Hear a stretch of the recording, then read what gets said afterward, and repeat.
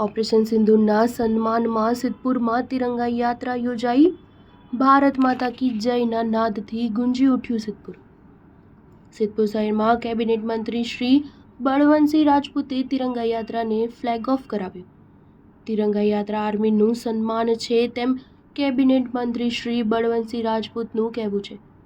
જમ્મુ કાશ્મીરના પહલગામ ખાતે નિર્દોષ પ્રવાસીઓ પર થયેલા આતંકી હુમલાની ઘટના બાદ ભારતીય સેનાએ ઓપરેશન સિંદૂર દ્વારા મા ભારતીને તથા આપણા તિરંગાને અપાવેલા ગૌરવને વધાવવા સિદ્ધપુર ખાતે નગરપાલિકાથી જાંપલી પોળ સુધી તિરંગા યાત્રા યોજાઈ હતી, જેમાં ભારતીય સેનાના સન્માન માટે આયોજિત તિરંગા યાત્રાને કેબિનેટ મંત્રી શ્રી બળવંતસિંહ રાજપૂતે ફ્લેગ ઓફ આપી પ્રસ્થાન કરાવ્યું હતું।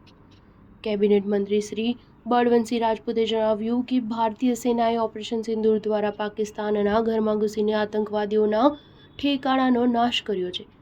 વિશ્વએ પણ ભારતની નોંધ લીધી છે। ઓપરેશન સિંદૂર થકી ભારતે પાકિસ્તાનને જડબાતોડ જવાબ આપ્યો છે। ભારતના વિજયને ઉજવવા અને લોકોમાં દેશપ્રેમની ભાવના અખંડિત રહે એ હેતુથી આજે સિદ્ધપુરમાં તિરંગા યાત્રા યોજવામાં આવી છે।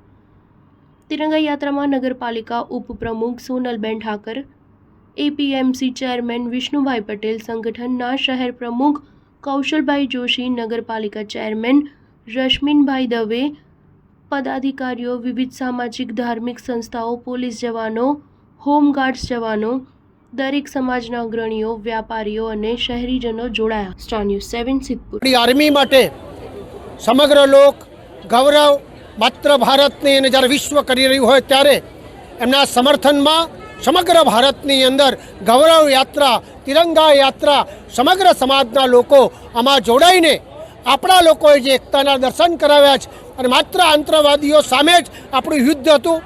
આપણે આતંકવાદીઓના 99 ઠેકાણા ઉપર જ્યારે જબરજસ્ત મિસાઇલ છોડીને એને નિર્દોષ લોકોના જીવ માટે જે આપણું ઓપરેશન સિંદૂર હતું એ કામયાબ થયું છે।